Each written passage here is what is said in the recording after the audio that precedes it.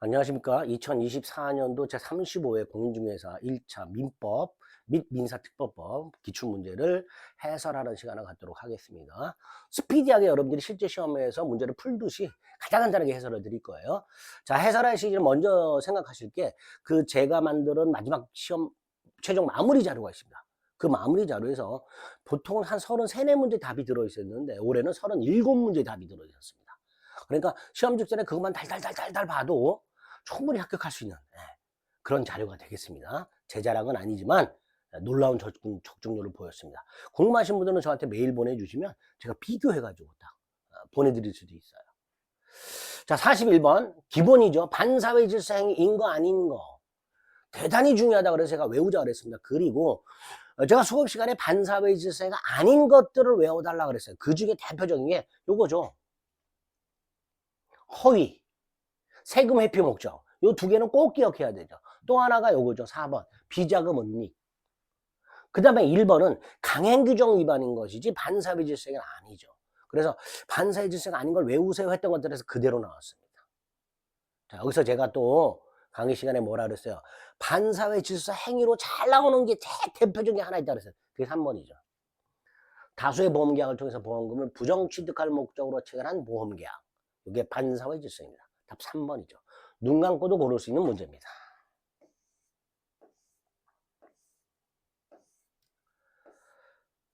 자, 요 밑에 있는 해설은 여러분들이 카페나 유튜브를 통해서 다운받아 보실 수 있는데 요 해설이 바로 마무리 자료에 나와 있는 것들을 그대로 긁어오는 것들이에요.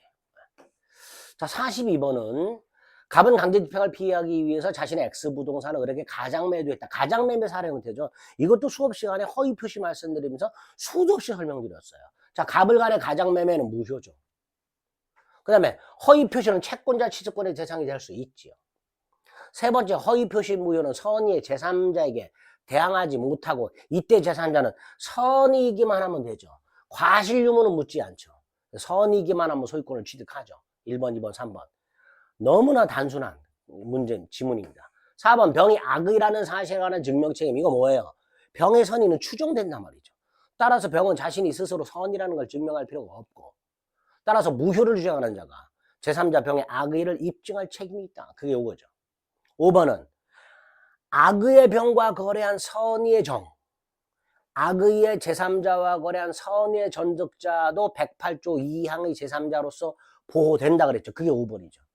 1번부터 5번까지 수업 시간에 수도 없이 말씀드렸던 겁니다. 5번, 만약 악의의 병이 선의의 정액의 X부동산을 매도하고 소유권 이전되기를 해줬을 때 악의의 제3자와 거래한 선의의 전득자 소유권 취득한다죠. 그죠? 이것도 여러 차례 1년 내내 무수히 설명을 드렸던 사례 형태의 문제였습니다. 43번 착오로 인한 의사표시. 기억, 니은, 디귿 다 중요했던 지문들이죠. 기억, 착오로 인한 의사표시 취소할 수 있고 선의의 제3자에게 대항하지 못하지요. 그 다음 착오로 인한 의사표시는 중요 부분에 착오가 있고 중대한 과실이 없을 때 취소할 수 있죠. 따라서 중요 부분에 착오라 하더라도 중대한 과실이 있으면 취소 못하는데 제가 여기서 아주 최근에 잘 나오는 게 있다 그랬어요. 그게 니은이죠. 상대방이 착오를 이용했다면 아무리 중대한 과실이 있다 하더라도 취소할 수 있다 그랬죠. 굉장히 잘 나온다 그랬습니다. 디귿은 뭐예요? 범죄령의 해석에 설명드렸던 오표시 무해의 원칙이죠. X토지를 매매할 의사가 합치가 됐으나 지분을 착각해서 계약서에는 Y토로 표시했을 때 계약은 의사가 합치한 대로 X토지에 대하여 성립한다. 표시는 전혀 고려하지 않는다. 그게 오표시 무해 원칙이죠. 자연적 해석이고요. 따라서 착오 취소할 수 있다 없다? 없다 그랬습니다. 이거 조심하자 그랬어요. 착오 취소할 수 없다. 그죠? 그러니까 옳은 거 고르라. 기억, 니은 두 개 골라주면 됩니다. 다 43번, 41, 42, 43 다 그냥 딱 보면 맞출 수 있는 문제들입니다. 44, 사기강박에 대한 의사표시에 관한 설명으로 옳은 것을 몽땅 골라라. 자, 기억. 이거 굉장히 중요하죠. 위법한 기망이 될 때 그 위법한 기망에 해당되는 것 중에 하나가 고지 의무 있는 자가 고지하지 않은 거고, 거기에 대표적인 판례가 요거죠. 아파트 분양자가 아파트 인근에 대규모 공동묘지가 조성됐다는 사실을 고지할 의무가 있는데 그걸 고지하지 않았다 위법한 기망에 해당된다. 굉장히 중요하죠. 반면에 니은 시가로 속인 건 위법한 기망이 아니라 그랬습니다. 그죠? 시가로 속인 건. 디귿 110조 2항에 의하면 상대방이 있는 의사표시에서 제3자가 사기 강박을 했을 때 상대방이 알았거나 알 수 있을 경우에 하나에 취소할 수 있는데, 다만 상대방의 대리인은 상대방과 동일시할 수 있다고 그랬죠. 따라서 상대방의 대리인은 제3자의 사기 강박이 한 의사표시에서 그 제3자에 포함하지 않는다 그랬죠. 상대방의 대리인은 제3자가 아니라 상대방과 동일시할 수 있단 말이에요. 그러니까 디귿 옳은 지문이죠. 그래서 옳은 거 기억 디귿 역시 익히 다 알고 있는 가장 기본이 되는 지문들입니다. 45번 의사표시 취소. 자, 기억. 우리 외워야 될 조문 중에 하나가 146조죠. 취소권은 법률행위 한 날부터 10년 내 또는 추인할 수 있는 날부터 3년 내 행사해야 되죠. 기억 틀렸죠, 벌써. 그죠? 니은 강박에 의한 의사표시 한 사람은 강박 상태에서도 얼반듯이 취소할 수 있죠. 헷갈리면 안 되는 게 뭐예요? 이런 게 이제 약간 여러분들 헷갈리게 만드는 거예요. 추인과는 다르죠. 추인은 취소 원인이 소멸한 후에 해야 되죠. 강박에 의한 의사표시는 취소할 수 있는 의사표시인데, 이 취소할 수 있는 의사표시를 취소도 할 수 있고 추인도 할 수 있잖아요. 추인이 뭐예요? 취소권 포기죠. 그죠? 근데 요 추인은 취소권 포기는 취소 원인이 소멸한 후에 해야 돼요. 요거는 다시 말해서 강박 상태를 벗어나기 전에는 추인할 수가 없어요. 근데 취소는 그런 제한이 없어요. 그러니까 강박 상태를 벗어나기 전에도 취소할 수 있다. 옳은 지문이 됩니다. 디귿은 취소권은 누구한테 행사하는 거예요? 상대방한테 하는 거잖아요. 갑이 을과 계약을 했는데 을이 병과 계약을 했을 때 갑이 을과의 계약을 취소하는 경우 을에게 해야 되죠. 제3자가 아니라. 이것도 뭐 수도 없이 말씀드렸죠. 갑이 병한테 가서 나는 을과의 계약을 취소한다라고 말을 하면 병은 뭐라고 얘기한다고 그랬어요? 그걸 왜 나한테 얘기하냐? 이렇게 말한다고 그랬죠. 그러니까 취소할 수 있는 법률행위 상대방이 확정이 되었다면 그 상대방에게 하라라고 조문이 되어 있지요. 142조에. 그죠? 조문 외우시라 그랬어요. 그러니까 설령 상대방이 권리를 제3자에게 양도했다 하더라도 그 제3자가 아니라 상대방에게 해야 됩니다. 그죠? 옳은 것은 니은 하나. 이렇게 되겠죠. 요 45번 문제가 난이도로 따지면 한 중하 정도? 41, 42, 43, 44는 하난이도고 45번 문제는 요 니은하고 디귿 요 지문이 조금 생각을 해봐야 되는 문제여서 지문이어서 중하 난이도 정도 이렇게 생각을 하시면 됩니다. 그런데 그래도 못 풀 문제는 아니에요. 다 했던 것들입니다. 46번 갑의 을에 대한 의사표시에 관한 설명으로 옳은 것을 골라라. 자, 1번 뭐 징글징글하죠. 의사표시를 발송한 후 사망하거나 제한능력자가 되었더라도 그 의사표시 효력에는 영향을 미치지 않으니까 의사표시 효력이 발생하지요. 2. 상대방이 제한능력자일 때 의사표시한 자는 대항하지 못한다. 즉 도달의 효력을 주장할 수가 없다. 3. 갑의 의사표시가 을에게 도달되었다고 보려면 을이 알아야 되는 게 아니죠. 알 수 있는 상태이기만 하면 되죠. 그죠? 알았을 필요가 없죠. 도달이라는 건. 4. 등기나 내용 증명의 경우에는 반송이 안 되면 상당한 기간 내에 도달되었다고 추정하죠. 등기나 내용 증명은. 4번도 틀렸죠.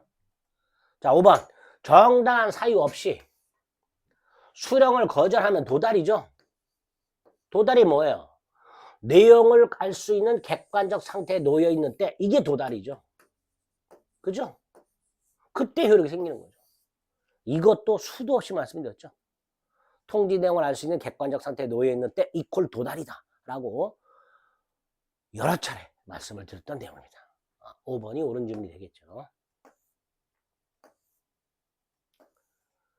계약의 무권대리 유동적 무효면서 본인에게 추인 거절권이 있고 상담한게 최고 철회권이 있고 그 다음에 무권대리의 책임이 나오고 그 내용이죠. 1번 본인이 추인하면 언제부터 효력이 생겨요? 소급한다 그랬죠. 2번 추인은 누구한테 할 수 있어요? 무권 대리인에게 할 수 있고 상대방에게 할 수 있고 그 승계인에게도 할 수 있죠. 그죠? 무상승 승계인에게도 할 수 있다고 그랬습니다. 틀렸죠. 3번 계약 당시 무권 대리면 알아서 악의는 철회 못하죠. 상대방의 최고 철회 최고는 선악불문하고 할 수 있고 철회는 선의만 할 수 있다. 대단히 중요하다고 수도 없이 말씀드렸습니다. 4번 상대방은 최고 할 수 있죠. 본인이 확답을 바라지 않으면 추인을 거절한 것으로 보죠. 결국 4번도 틀렸죠. 답이 5번이죠. 묵시적 추인도 가능한데 이것도 제가 주둥이 터져라 말씀드렸죠. 단순히 무권 대리 행위를 장기간 방치한 것만으로는 추인이라 할 수 없다. 이게 답이죠. 장기간 방치한 것만으로는 추인이라 할 수 없다. 역시 수업 시간에 수도 없이 말씀드렸던 내용들입니다. 48번 갑은 자신의 토지에 관한 매매계약을 체결하기 위해서 을에게 대리권을 수여하였고 을은 갑의 대리인으로서 병과 매매계약을 체결했다. 대리 문제를 사례 형태로 출제했습니다. 자, 을 갑이 을에게 대리권을 수여했으니까 을은 임의 대리인이고 임의 대리인은 원칙적으로 복대리로 선임할 수가 없죠. 임의 대리인은 본인 승낙이나 부득이한 사유가 있을 때만 복대리인을 선임할 수 있습니다. 2번 계약 체결 대리권을 갖고 있는 을 계약 체결할 수 있고 계약금 중도금 잔금 수령할 권한까지 있죠. 그러나 대금 지급기를 연기해 줄 권한 없고 해지할 권한 같은 거 없죠. 지금 을이 갑에게 자 위임장을 제시. 이게 뭐예요? 이게 현명이죠. 본인을 위한 것임을 표시할 때 위임장을 제시하는 게 현명이잖아요. 그죠? 그래서 제가 수업 시간에 위임장을 제시했다면 현명을 했다면 계약서에 본인 이름만 적고 본인 도장만 찍어도 대리인 자신의 이름만 적고 대리인 자신의 도장만 찍어도 그거는 대리행위다 그랬어요. 대리행위란 게 뭐예요? 특별한 사정이 없는 한 갑에게 그 대리행위의 효력이 미친다 이거잖아요. 그죠? 그러니까 옳은 건 니은 하나 이렇게 됩니다. 역시 다 기본이 되는 지문들입니다. 꼬여있는 지문이 거의 없어요. 다 민법 총칙은 대단히 기본적인 것들만 출제가 됐습니다. 49번은 점수 주는 거죠. 법정 추인 사유가 아닌 거. 법정 추인 사유가 뭐예요? 전, 이, 경, 담, 양, 강. 전부나 일부의 이행. 전, 이행 청구. 이행 청구는 취소권자가 이행 청구하는 게 법정 추인이죠. 그죠? 경, 경계. 담, 담보 제공. 양, 권리의 양도. 강, 강제 집행. 하나 남았죠. 단순 암기 문제입니다. 그쵸? 50번 부관. 제가 조문 외우시라고 했던 것들이 그대로 나오고 있습니다. 자, 1번 조건의사가 있다 하더라도 표시되지 않으면 조건이 아니고 동기에 불과하다 그랬죠. 2번 기한이익 상실 특약은 두 가지가 있다. 정조건부 특약과 형성권적 특약이 있다. 그 중에 형성권적 특약으로 추정한다. 역시 주둥이 터져라 말씀드렸었습니다. 3번 조건을 붙일 수 없는 행위 뭐가 있었죠? 가족법상 행위, 단독행위, 엄수표 행위, 가단호수. 여기에 조건을 붙여버리면 조건만 무효가 되는 게 아니라 법령이 전부가 무효가 된다. 역시 말씀을 드렸습니다. 4번 해당 정조건부 범죄에 해당한다는 사실은 무효주장자가 증명해야 된다. 무효주장자가 뭐예요? 효과 발생을 다투려는 자. 무효주장자. 그죠? 해당 붙어 존재 성취 대슈 기억나세요? 그거예요. 4번. 해당한다는 사실은 무효 주장자가 증명해라. 5번 불확정한 사실이 발생한 때를 이행기한으로 정할 수 있지요. 이때 기한도래는 둘 중에 하나. 그 사실이 발생한 때도 기한도래고 그 발생이 불가능하게 된 때도 기한도래. 역시 수도 없이 말씀드렸던 판례입니다. 옳은 지문이죠. 틀린 거 2번. 자, 50번까지 민법 총칙 문제는 대단히 쉽게 출제가 됐습니다. 51번 물권에 관한 설명을 옳은 것은 관습법상 물권 인정되지요. 185조. 법률적으로 관습법에 의하는 외에는 임의로 물권을 창설하지 못하니까 관습법에서 인정되죠. 저당권 법률 규정에 성립할 수 있죠. 법정 저당권이 있잖아요. 649조. 토지 임대인이 변제기를 지난 최후 2년 차임 채권에 대하여 그걸 받아내기 위해서 그 임차 지상에 있는 임차인 소유 건물을 압류하면 저당권의 효력이 있다. 그거죠. 그게 법정 저당권이죠. 649조.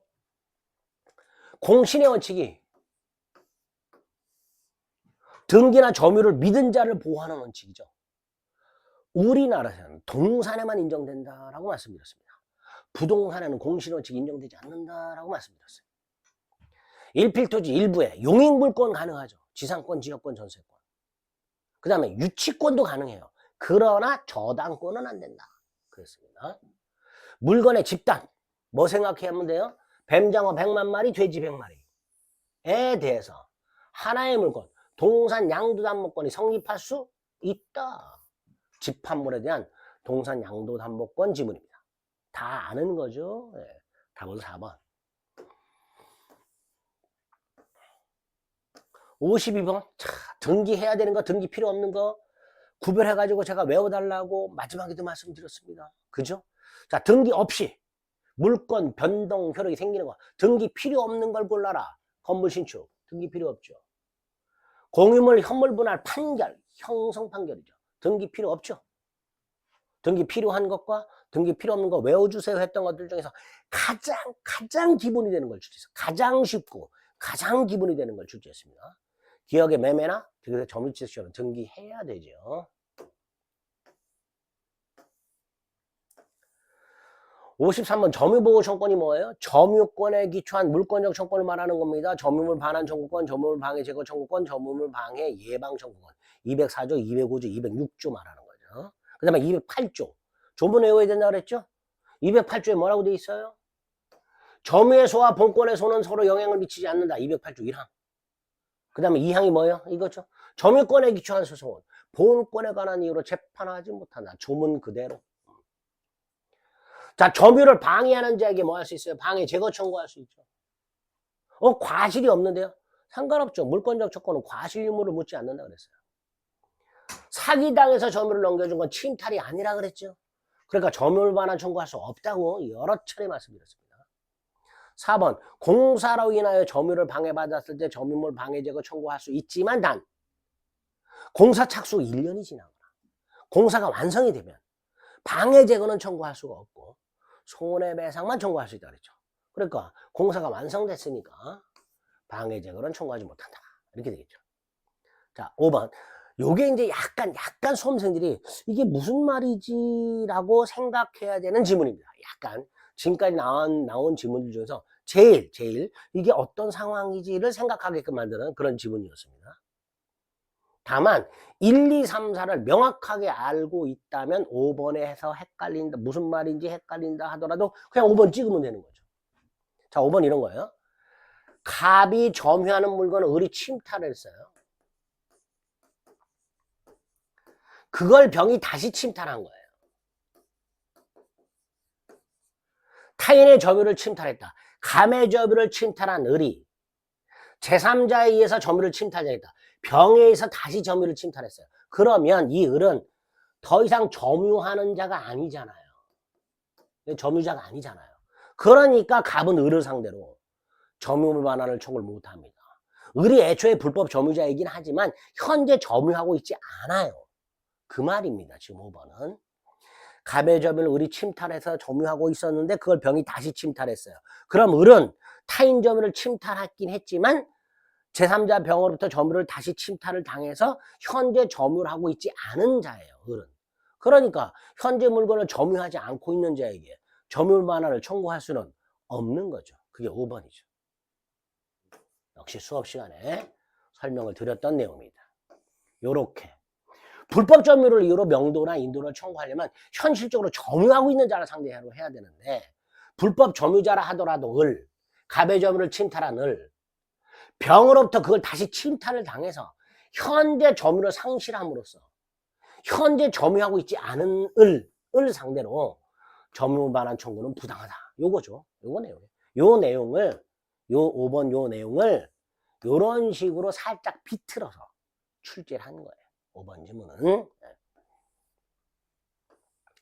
54번 갑은 자신의 토지를 이렇게 매도 인도하였고 을은 그 토지를 점유 사용하다가 다시 병에게 매도 인도하였으며 갑과 을은 모두 대금을 수령했고 갑을 병 사이에는 중간생 약득이 합의가 있었다라고 되어 있습니다. 자, 먼저 매도인 갑은 매수인 을이나 매수인 병을 상대로 소유물 반환을 청구할 수는 없다. 수도 없이 말씀드렸죠.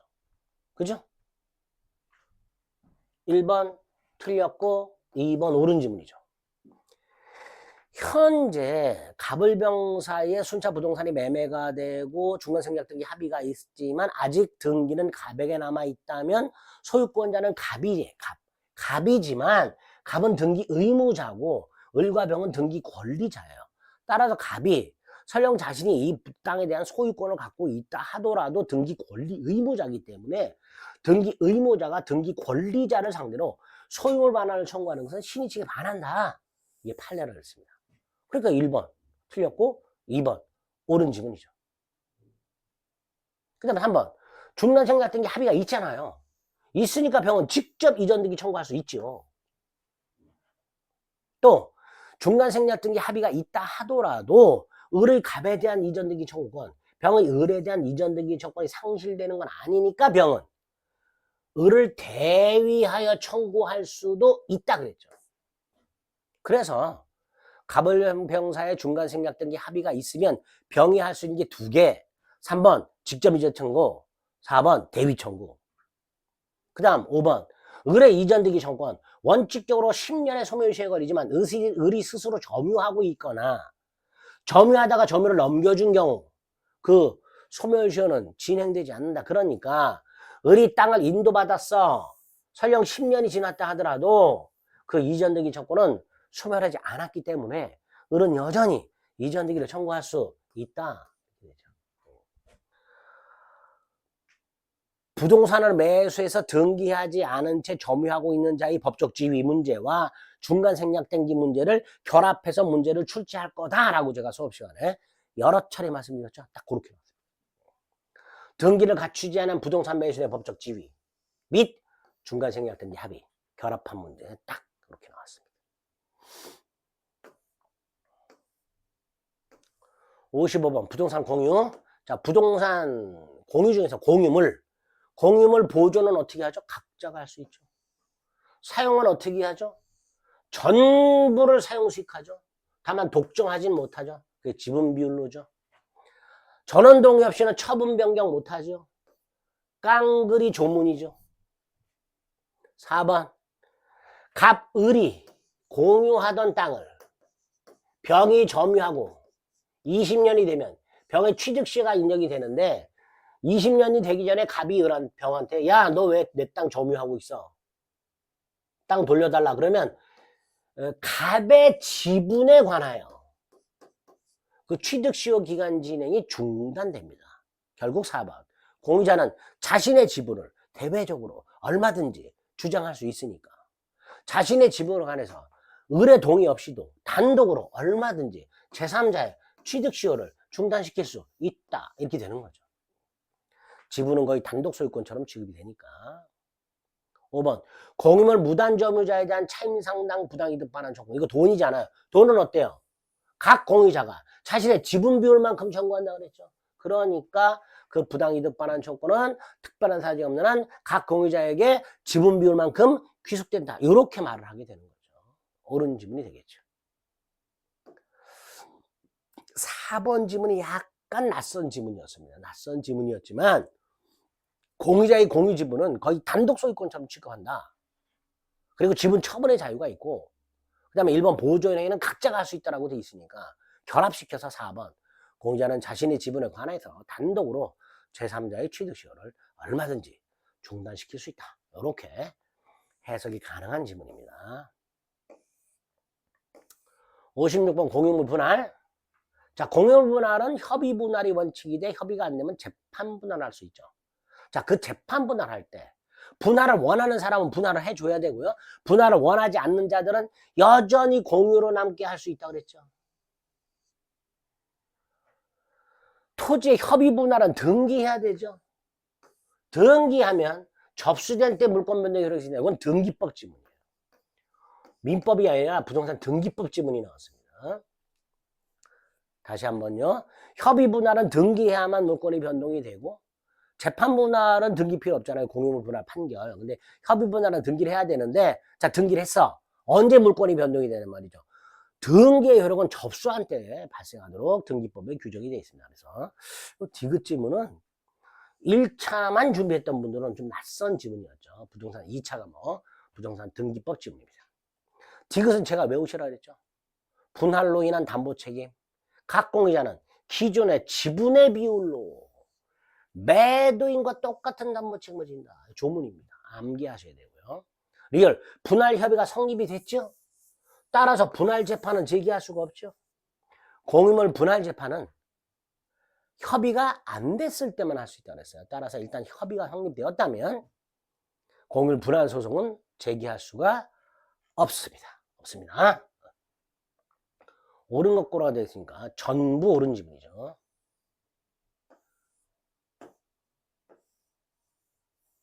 등기법 주문이에요. 등기법 6조. 등기간에 등기를 마쳤다면 등기를 접수한 때 효력이 생기도록 등기법에 규정이 되어 있고요. 57번. 갑소유 토지의 을이 무단으로 건물을 지었다. 이거 물권적 촉구 문제로 제가 사례 형태로 여러 차례 말씀드렸습니다. 갑소유 땅의 을이 건물을 무단으로 지었다. 자, 이 건물은 을 소유다 그랬어요. 그 다음에 병에게 임대했다. 기억나시죠? 물권적 청구 사례 형태의 문제. 자, 일단 갑은 병을 상대로 철거는 청구하지 못하고 퇴거 청구할 수 있다고 그랬어요. 1번이 답이죠. 자, 2번. 갑은 을을 상대로는 퇴거 청구를 못하고 철거 및 토지인도 청구할 수 있다고 그랬죠. 그 다음에 을을 상대로 부당이득 반환 청구할 수 있죠. 그 다음에 만약에 을이 임대하지 않고 스스로 점유하고 있다. 퇴거 청구 못한다고 그랬죠. 그 다음에 병이 만약에 무단으로 건물을 점유하고 있으면 원칙이 뭐예요? 건물 소유자 을이 무단 점거자 병을 상대로 뭐 할 수 있다? 퇴거 청구할 수 있다. 인도 청구할 수 있다. 이렇게 되겠죠. 그죠? 사례 형태. 물권적 청구권 사례 형태 문제로 제 마무리 자료에도 딱 정리가 되어 있는 그 내용입니다. 58번 분묘기지권. 분묘기지권은 봉분의 형태가 공시방법이고요. 등기 필요 없죠. 등기 필요 없으면 등기할 수가 없어요. 봉분의 형태가 공시방법이다. 그 다음 토지 소유자의 승낙을 얻어 분묘를 설치하고 분묘기지권을 취득하면 토지 소유자의 승낙을 얻었을 때 분묘기지권이 성립한다라는 게 판례예요.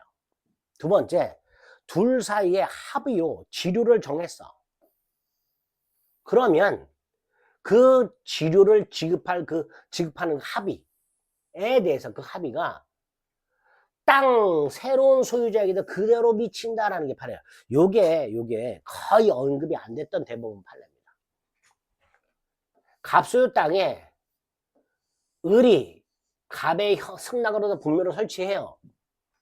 그리고 갑과 을이 지료 지급을 약정했어요. 이 상태에서 병이 땅을 샀어요. 그럼 이 둘 사이에도 지료 지급 의무가 있다 이런 뜻입니다. 그래서 토지 소유자 갑의 승낙으로도 분묘를 설치한 을이 분묘지급을 취득한 상태에서 갑과 합의해서 정한 지료 지급 의무가 그 상태에서 갑이 땅을 병한테 팔았을 때 그 병이 뭐예요? 토지의 승계인이죠. 이 승계인에게도 지료 지급과 관련된 내용의 효력이 미친다. 이렇게 되는 거죠. 디귿은 분묘기지권의 취득 사유 중에 하나가 요거죠. 내 땅에 분묘를 설치하고, 이게 먼저죠. 분묘를 설치하고 땅을 양도하면서 분묘를 이장하겠다는 특약을 하지 않으면 갑이 분묘기지권을 취득하면서 지료 지급해야 되죠. 자, 이거 언제부터 지급한다 그랬어요? 분묘기지권이 성립한 때부터 지료 지급해야 된다 그랬죠. 중요한 판례였습니다. 그래서 기억하고 디귿은 분묘기지권에서 뭐 수도 없이 봤던 거고요. 니은만 조금 낯선 판례였는데 기억과 디귿만 갖고도 답이 골라질 수 있는 그런 문제입니다. 59번 지역권. 기억. 지역권은 유역지역 분리해서 양도할 수 없지요. 계속되고 표현된 지역권을 실측할 수 있으니까 니은 틀렸죠. 2번 틀렸죠. 3번 요역지 소유권 이전되면 지역권도 함께 이전되죠. 4번 공유자 중 1인은 자 5번하고 연결되는 거죠. 공유자 중 1인이 지역권을 취득하면 다른 공유자도 지역권을 취득하니까 공유자 중 1인은 자신의 지분에 관해서 지역권을 소멸시킬 수가 없다. 다 조문이죠. 답은 2번. 거저 먹는 문제입니다. 60번. 오타가 있네요. 이거 전자입니다. 전. 317조에 의하면 전세권 설정자의 전세금 반환과 전세권자의 목적물 반환 및 말소 서류 거부가 동시행관계죠. 그러니까 전세금 반환은 전세권 말소 등기에 필요한 서류 교부하기 전에 이루어져야 되는 게 아니죠. 전세권 말소 등기에 필요한 서류 교부와 동시에 이루어져야 되죠. 2번 전세권자가 필요비를 지출하기 때문에 전세권자에게는 필요비 상환청권이 없죠. 3번 전전세나 임대할 자유가 있기는 하지만 책임을 가중하죠. 전전세 또는 임대하지 않았더라면 면할 수 있었던 불가항력적 손해에 대해서 책임을 져라. 그죠? 318조. 308조인가요? 4번은 법정차권이죠. 대지역 건물이 동일한 소유자고 건물의 전세권을 설정한 상태에서 토지 소유자가 바뀌었을 때 이 토지 소유자 즉 대지의 특별승계인은 건물 소유자인 전세권 설정자에 대하여 지상권을 설정한 거로 본다. 305조. 5번은 304조. 남의 땅에 있는 건물에 설정된 전세권. 갑소유 땅에 을이 건물을 갖고 있고 여기에 전세권이 설정이 되어 있을 때 이 전세권의 효력은 을이 건물을 소유하기 위해서 땅에 대해서 갖고 있는 지상권 또는 임차권에도 그 효력이 미치니까 이 을은 전세권자 동의 없이는 이 주상권이나 임차권을 소멸시킬 수가 없다. 304조 2항이죠. 전세권 문제가 거의 조문 위주로 출제가 됐습니다. 다 조문이 출제가 된 거다라고 생각하시면 됩니다. 60번 살펴보셨습니다.